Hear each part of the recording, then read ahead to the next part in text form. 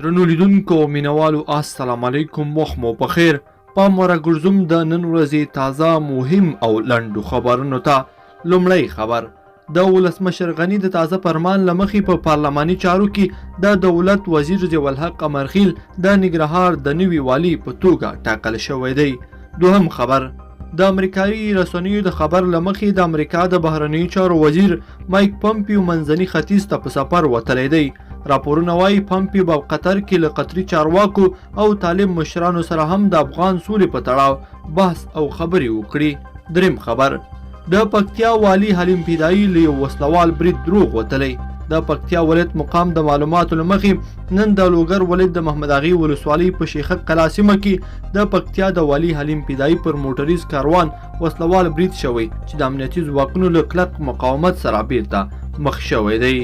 څلورم خبر بهرنیو چارو وزارت د ترهګرو پر وړاندې د پاکستان وروستي اقدامات ستایو. بهرنیو چارو وزارت د پاکستان له لوري د طالبانو او حقاني شبکې پر یو شمېر رهبرانو لګول شوي بندیزونه یو مهم پرمختګ بللی او هغه یې ستایلي دي. د یاد وزارت ویان ګران هیواد په یو ویډیوي پیغام کې ویلي چې دوی د پاکستان حکومت له لوري د ملګرو ملتونو د قراردادونو پر بنسټ د طالبانو او حقاني شبکې پر یو شمېر رهبرانو لګول شوي بندیزونه ستایي او دا چاره د ترهګرۍ سره د مبارزې برخه کې یو مهم ګام بولي.